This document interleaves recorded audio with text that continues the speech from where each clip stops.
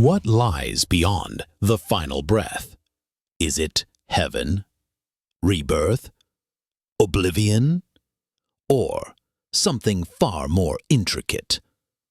The veil between worlds is often perceived as impenetrable, yet countless traditions and countless experiences suggest it is merely a threshold, a transition into a realm of profound transformation.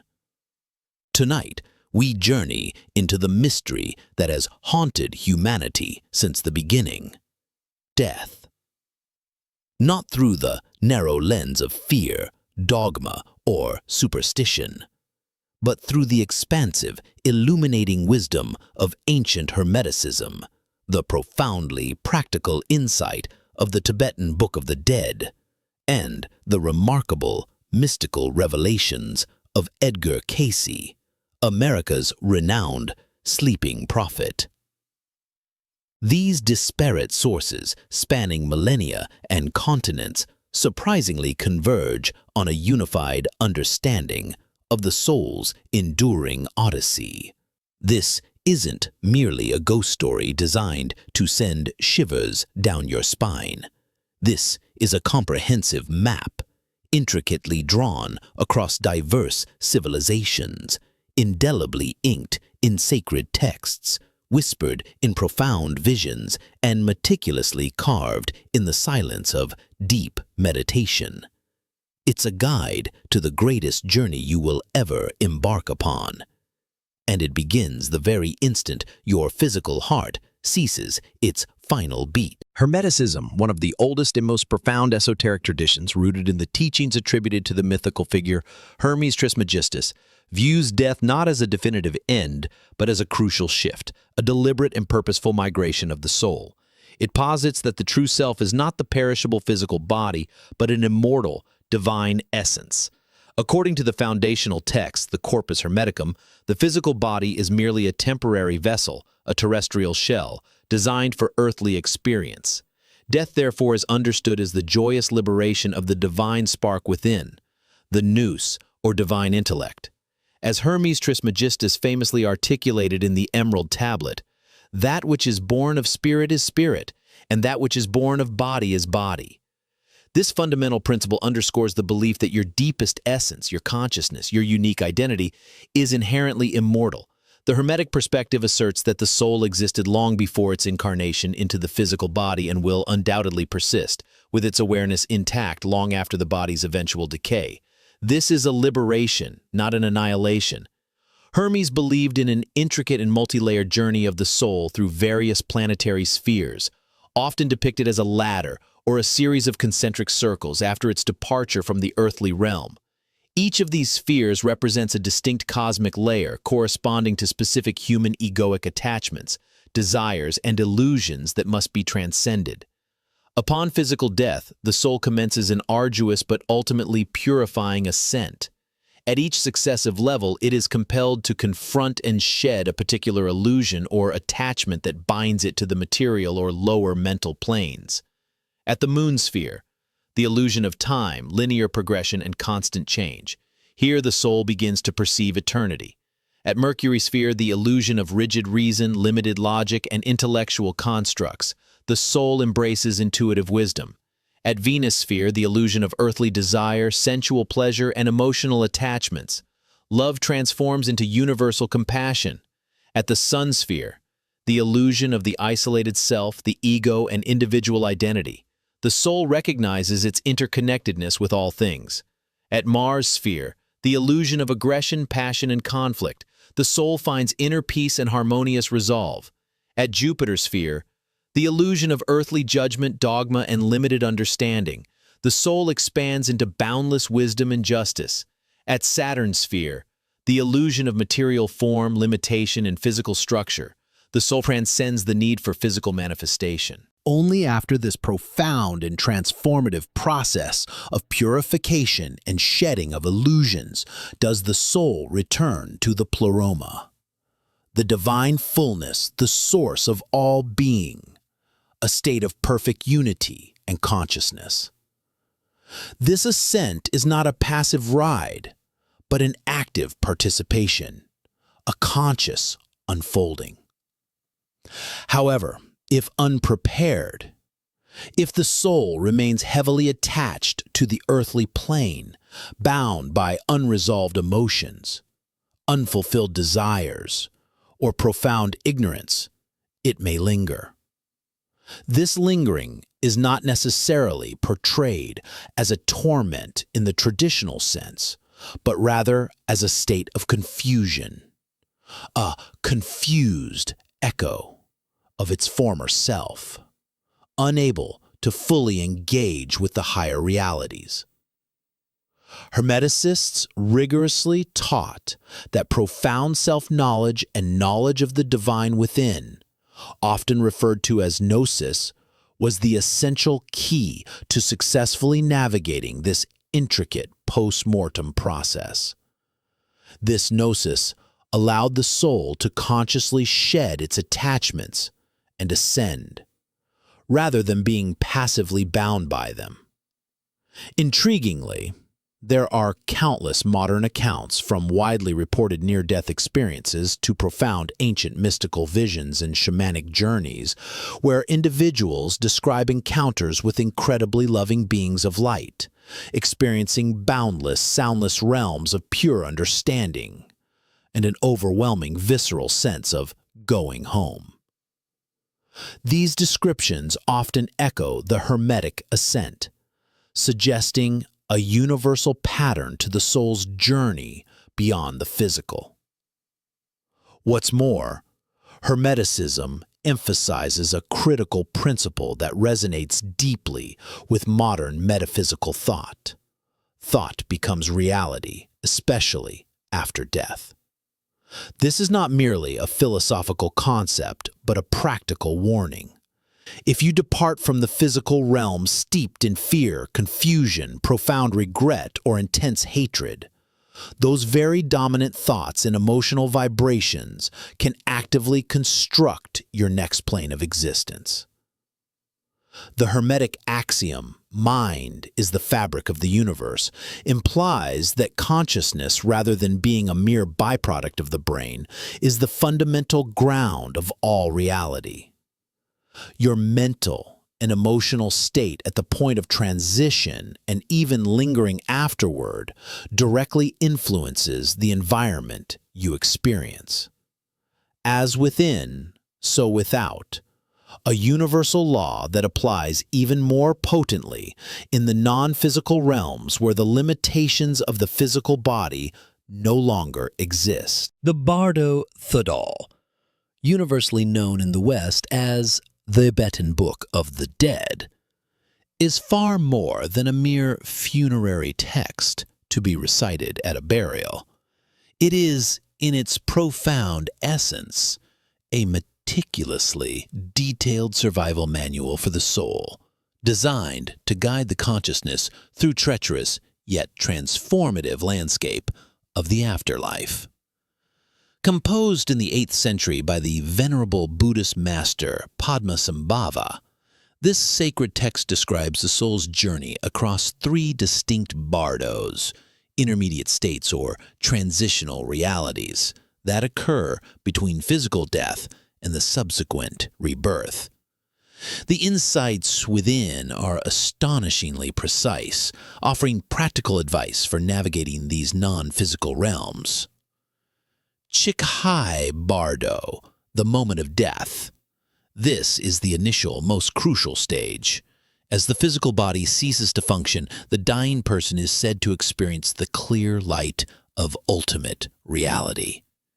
This is described as a direct, unmediated vision of nirvana itself, a state of pure, unconditioned awareness, absolute emptiness, and boundless luminosity. It is the fundamental ground of being, the true nature of mind. However, the Bardo Thudal warns that most individuals fail to recognize this profound opportunity. Why?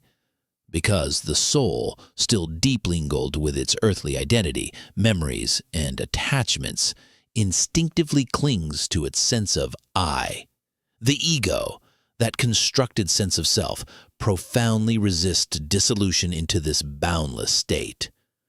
To recognize and merge with the clear light requires a lifetime of spiritual practice, particularly meditation and detachment from worldly concerns. Without such preparation, the moment passes and the soul moves into the next bardo, Chanyat Bardo, the realm of visions. If the soul fails to recognize the clear light, it enters the Chanyat Bardo, a highly dynamic and often bewildering state characterized by vivid and intense visions. Here, the soul encounters a procession of peaceful and wrathful deities. These figures are not external entities, but rather powerful projections of the mind itself, arising from one's own karmic imprints and psychological patterns. The peaceful deities represent manifestations of compassion, wisdom, and enlightened qualities, inviting the soul to liberation.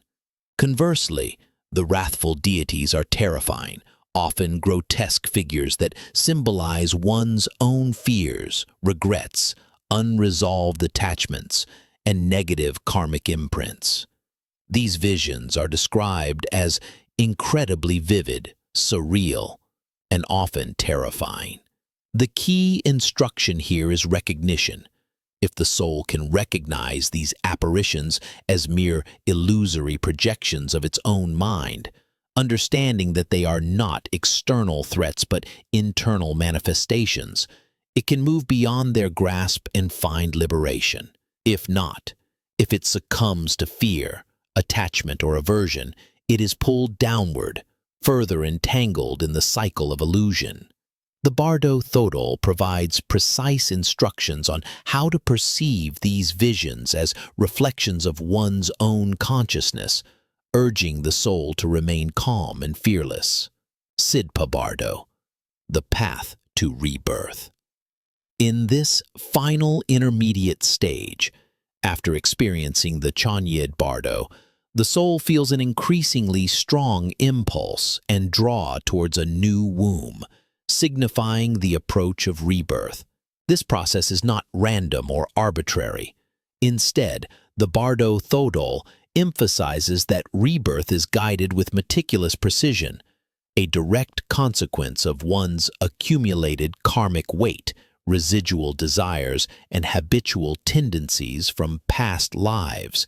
It is a mirror held up to your life, reflecting back the precise conditions necessary for further spiritual development and the resolution of karmic patterns. The soul is drawn to an environment that perfectly aligns with its inner state and unfinished lessons. Tibetan monks traditionally chant the Bardo Thodol continuously over the dying or recently deceased for a period of 49 days. This ritualistic recitation serves a crucial purpose: to provide audible instructions and guidance to the consciousness of the deceased, helping the soul to recognize the illusions of the bardos and, ideally, to escape the relentless cycle of samsara and attain liberation. Modern psychology has found startling parallels between these ancient teachings and contemporary understandings of the human psyche. Carl Jung, the eminent analytical psychologist, after a profound near-death experience of his own, vividly described floating above Earth, seeing it from space and feeling a profound sense of detachment and cosmic unity. He later famously remarked, "Death is the goal of life," implying that it is the culmination of our journey, a moment of ultimate confrontation with truth and self. In both the profound insights of psychology and the ancient wisdom of Tibetan mysticism, death is not depicted as an abyss of darkness or an end. Instead, it is illuminated as a moment of profound clarity. But this clarity, this direct encounter with one's unvarnished self, can be terrifying if one is not adequately prepared or willing to truly see and accept their true nature. Edgar Cayce, often referred to as the Sleeping Prophet, remains one of the most remarkable and prolific American mystics of the 20th century. While in a self-induced trance state, he delivered over 14,000 psychic readings. offering diagnosis, remedies, and profound spiritual insights to thousands of individuals. His detailed descriptions of the afterlife, which he consistently termed the interlife, offer a uniquely modern Western perspective that remarkably aligns with and often corroborates ancient esoteric traditions regarding the soul's intricate journey beyond physical death. According to Casey's vast body of readings, the experience of death itself is typically described not as a traumatic event, but as a gentle floating sensation. A peaceful release, a quiet unfolding, rather than a violent rupture from the body. The soul is not immediately confronted by fire, brimstone, or even angelic choirs, but rather by an overwhelming sense of profound peace and an almost tangible presence of love and acceptance. This serene transition often precedes what Casey described as the review process. In the Hall of Records, or the Akashic Records, a cosmic library of all thoughts, words, and deeds, the soul undergoes a comprehensive review of its past life. This is not a judgment handed down by an external entity, but rather a profoundly personal and empathetic understanding. The soul perceives the intricate ripple effect of every word spoken, every thought entertained, and every action taken, experiencing firsthand the consequences of its choices on itself and others. Guides are often present during this review. Higher beings, spirit teachers, or even departed loved ones who offer context, insight, and unconditional love, providing guidance rather than issuing punishment. The emphasis is on learning, growth, and self-correction, not condemnation. After this illuminating and often emotionally intense life review, the soul enters a period of profound contemplation and choice. It can choose to rest and recuperate in the spiritual realm, continuing its learning and healing in non-physical schools and environments. Or it can choose to reincarnate into another physical life to address unresolved karmic lessons, fulfill spiritual obligations, or continue its evolution. Casey strongly emphasized the principle of reincarnation as a fundamental mechanism for soul growth, allowing for repeated opportunities to learn, balance, and progress. Casey also introduced the concept of soul groups, families of souls that often reincarnate together in various relationships throughout different lifetimes. This explains the profound, inexplicable connections we often feel with certain individuals upon meeting them. That friend who feels like an inseparable sibling, that partner with whom you share an ancient bond, or even a difficult family member with whom you have a karmic tie. They may indeed have been significant figures in your life across centuries, playing different roles to facilitate mutual growth. Furthermore, Casey elaborated on various realms of light and vibration within the interlife. Lower realms, often described as tinged with shades of gray and confusion, were inhabited by souls unable or unwilling to let go of their earthly attachments, resentments, or limited perspectives. These souls were often disoriented, unable to fully grasp their transitioned state. Conversely, higher realms were described as being beyond conventional color, filled with pure tone, resonant frequencies, and direct, instantaneous thought communication. Existing in states of profound beauty and harmony, he issued consistent warnings about dying unprepared, burdened by deep-seated resentment, denial, unexpressed anger, or profound ignorance about the nature of reality. Such souls, he explained, often experience a lingering, protracted transition. They may not even realize they have died, remaining deeply attached to the physical plane. These confused souls often inadvertently attach to the living, not with malicious intent, but out of sheer confusion, a longing for familiar sensations, or a desperate attempt to continue their unfinished earthly existence.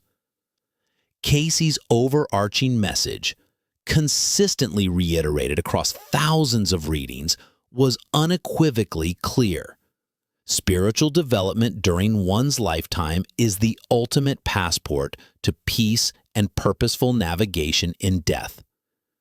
Practices such as meditation, cultivating genuine kindness, fostering unconditional love, and developing emotional detachment from worldly outcomes were presented as essential preparations.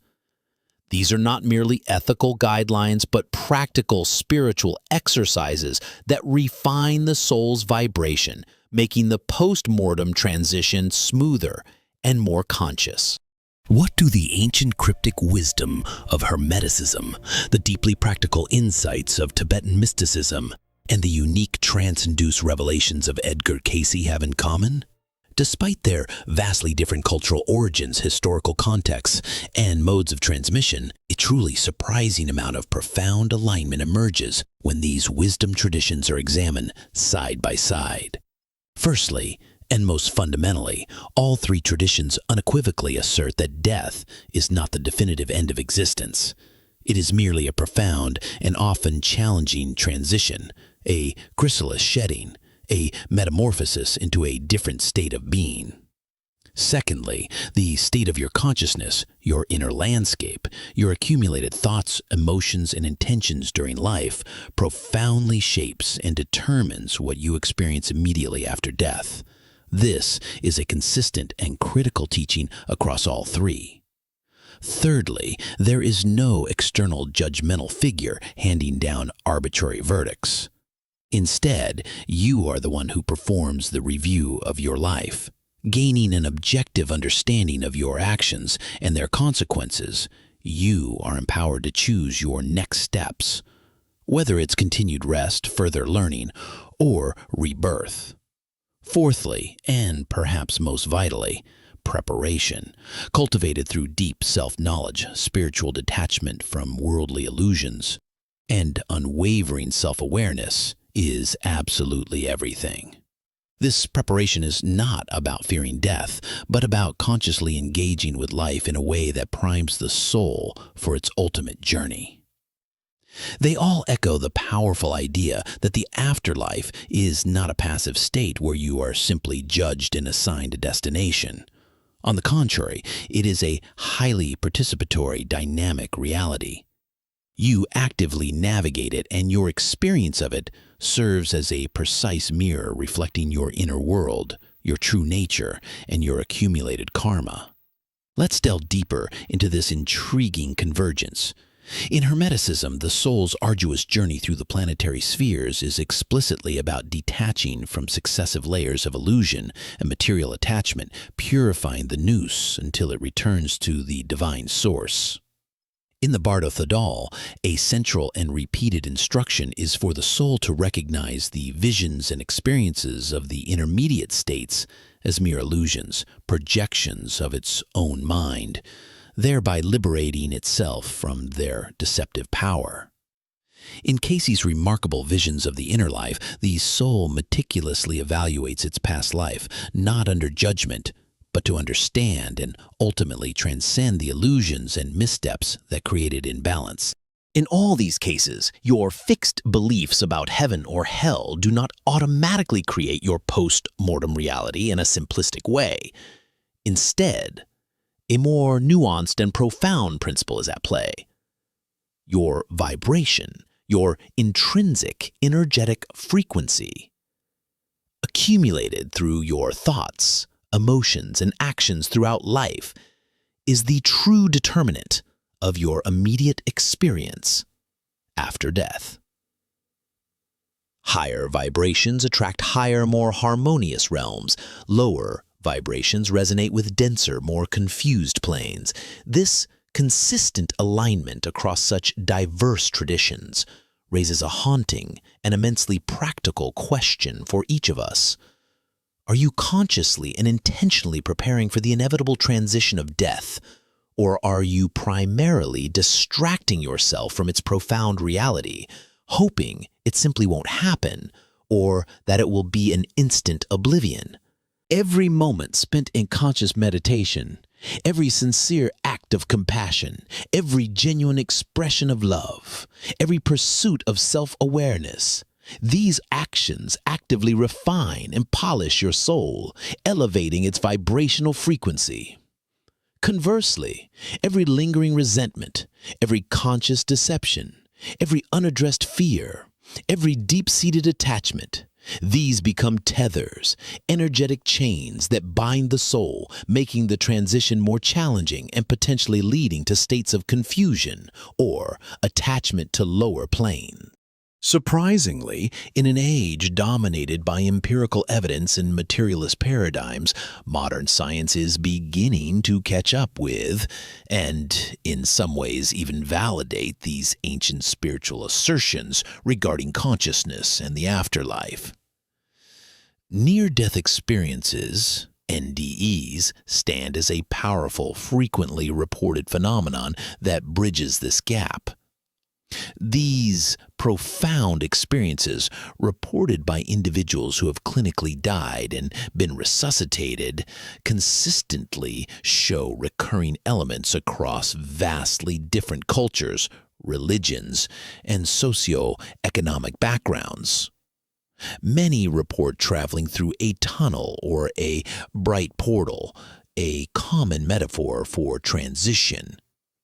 An overwhelming and instantaneous life review, where individuals re-experience their entire life from a third-person perspective, often feeling the emotions of those they impacted. An encounter with a profound unconditional presence or light that emanates pure love and wisdom without judgment. A distinct reluctance to return to the physical body due to the immense peace, beauty, and understanding experienced in the non-physical realm. Dr. Raymond Moody, a pioneering researcher in this field, coined the term near-death experience after meticulously studying thousands of such accounts. The striking similarity of these NDEs across diverse populations is difficult to dismiss as mere hallucination or wishful thinking. They mirror Hermetic, Tibetan, and Cassian models of the afterlife with astonishing precision, providing anecdotal evidence for the existence of an organized, conscious post-mortem state. Quantum physics, too, while not directly proving an afterlife, offers intriguing theoretical frameworks that challenge the purely materialistic view of consciousness. Concepts like non-locality, the idea that particles can be instantaneously connected across vast distances, and the observer effect, where the act of observation influences reality, hint that consciousness may not be merely a localized byproduct of the brain, but could be a fundamental, perhaps even universal aspect of reality. If consciousness exists independently of the brain, then death is simply the brain ceasing to function as a receiver or transmitter, allowing consciousness to continue its existence in a non-physical form. Even many leading neuroscientists, while maintaining a scientific skepticism, openly admit that the true nature of consciousness remains one of the greatest unsolved mysteries of science. If consciousness is indeed not merely a chemical reaction or an emergent property of neural networks, if it possesses a deeper, perhaps quantum, basis, then the possibility of it being eternal, or at least surviving bodily death, shifts from mere speculation to a compelling hypothesis that merits serious inquiry. So, after all this exploration, what truly happens after physical death. The consistent message from these profound traditions and modern empirical observations is this: you awaken.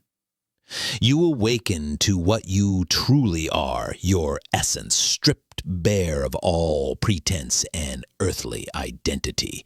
You awaken to what you've ignored. The unresolved lessons, the unacknowledged truths, the karmic patterns you chose to bypass. You awaken to what you loved. The profound unconditional connections that transcend physical form. You awaken to what you feared, the shadows within yourself that you refuse to confront in life. Death is not a final, impenetrable wall that separates you from existence. It is, in its deepest sense, a profound, unflinching mirror. And when you step through that final threshold, the only thing you truly carry with you, the only thing that truly matters, is yourself, your authentic essence, your accumulated light, or conversely, your accumulated shadow. And the universe? It simply reflects both back to you, without judgment, without retribution, but with perfect, immutable law. It is a cosmic mirror, showing you precisely what you have become. Therefore, the ultimate imperative is to prepare, not with paralyzing fear, but with profound awareness, intentionality, and love. Because when death inevitably comes knocking, it will not engage in theological debates about what you believed. Instead, it will simply show you, unequivocally, what you truly are. If this journey through ancient wisdom and modern insights has expanded your understanding or changed how you perceive the profound mystery of death, please consider subscribing to our channel. Share video with a soul you care deeply about, for this knowledge is a gift. And remember, the spiritual journey is not about avoiding death. It is about waking up to the fullness of life, to the truth of who you are, long, long before death finally arrives. See you in the next life. Or, perhaps, in the next video.